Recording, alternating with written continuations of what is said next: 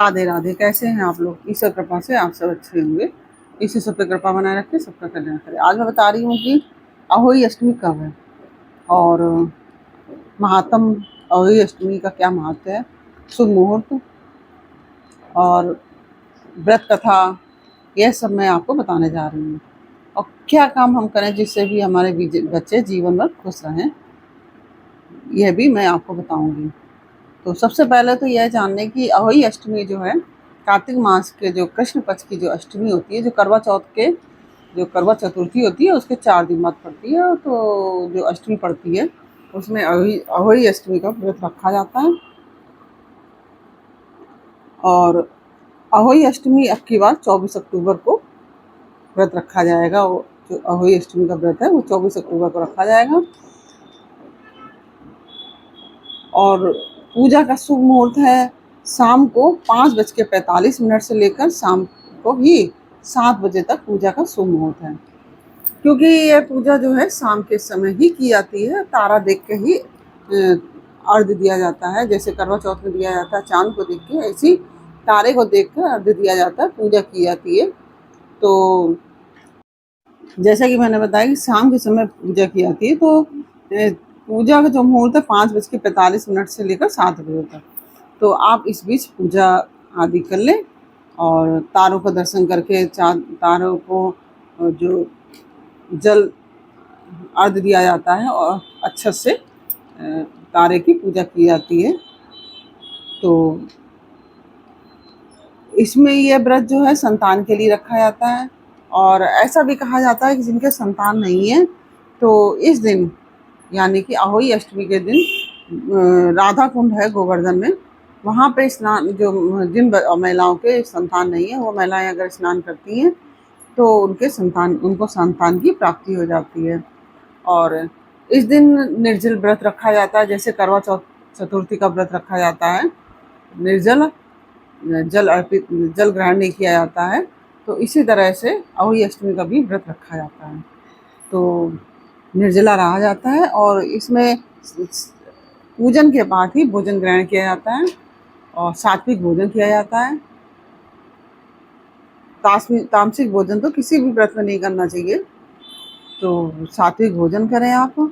और इस दिन नुकीली चीज का प्रयोग नहीं किया जाता है, क्योंकि जिससे कि किसी भी जीव की हत्या ना हो, किसी भी जीव का नुकसान ना हो, इसलिए कभी भी नुकीली चीज का प्रयोग नहीं किया जाता है अहोई अष्टमी के दिन। तो इस तरह से मैंने आपको मुहूर्त बताया और इसका महत्व क्या है यह भी बताया और शुभ मुहूर्त बताया और किस दिन है यह भी मैंने आपको बताया। अब चलिए बताते हैं आपको अहोई अष्टमी की कथा। क्योंकि पहले भी मैंने एक बार कथा डाल चुकी हूँ, वो आप वह भी देख सकते हैं, लेकिन मैं फिर भी आपको दोबारा कथा बता रही हूँ। वह कथा इस प्रकार से है। एक समय की बात है, किसी गांव में एक साहूकार रहता था। उसके 7 बेटे थे। दीपावली से पहले साहूकार की पत्नी घर की पुताई करने के लिए मिट्टी लेने खदान में गई। वहां वह कुंदाल से मिट्टी खोदने लगी। देवयोग से साहूकार की पत्नी को उसी स्थान पर एक स्याही की मांद दिखाई दी। स्याही जो जीव होता है उसकी मांद दिखाई दी। अचानक कुंदाल स्त्री के हाथों से स्याही के बच्चों को लग गई, जिससे उनकी मृत्यु हो गई। उन बच्चों की मृत्यु हो गई। स्याही के बच्चों की मौत का साहूकारनी को बहुत दुख हुआ, परंतु अब कर क्या सकती थी। वह पश्चाताप करते हुए घर लौट आई, परंतु उसका मन कहीं नहीं लगता था। वो तो वही सीन उसकी आंखों के सामने आता जाता था हमेशा। कुछ समय बाद साहूकारनी के एक बेटे की मृत्यु हो गई। इसके बाद लगातार उसके 7 बेटों की मृत्यु हो गई। इससे वह बहुत दुखी रहने लगी। एक दिन उसने अपनी पड़ोसिन को शाही के बच्चे की मौत की घटना के बारे में बताया और उसने जानबूझ के कोई अपराध नहीं किया। ये तो अनजाने में ही पाप हो गया है। हो सकता है कि हे बहन, उसी कारण मेरे 7 बेटों की मौत हो गई है। यह बात सबको पता चल गई। गाँव की औरतों ने साहूकार की पत्नी को काफी ढांढस बंधाया। उसमें से एक चतुर विद्वान वृद्धा बोली, बहन तुमने यह बताकर सही किया, क्योंकि बात बताने से आधा काम हो जाता है। इसके बाद ही उस वृद्ध महिला ने कहा कि हे बहन, कार्तिक मास कृष्ण पक्ष की अष्टमी को माता भगवती तथा स्याही, जो शाही वो होती है ना, जीव, तथा शाही और शाही के बच्चों का चित्र बनाकर उसकी आराधना करना और व्रत करना। इस प्रकार क्षमा याचना करने से तुम्हारे पाप धुल जाएंगे और तुम्हारा कष्ट दूर हो जाएगा। साहूकार की पत्नी उनकी बात मानते हुए कार्तिक मास की कृष्ण पक्ष की अष्टमी को व्रत रखा, विधि पूर्वक पूजा करके क्षमा याचना की।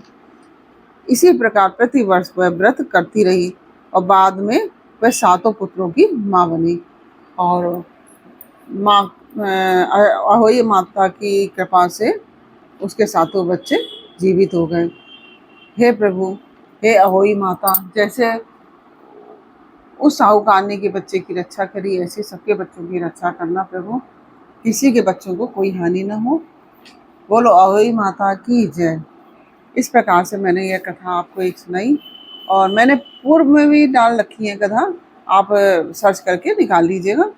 तो ये कथा आपको कैसी लगी और जो मैंने आपको जानकारी दी है कैसी लगी, यह मुझे कमेंट बॉक्स में अवश्य बताइए। अच्छी लगी हो तो वीडियो को लाइक शेयर अवश्य कीजिए और कमेंट में जय अहोई माता अवश्य लिखिए या जय माता दी अवश्य लिखिए।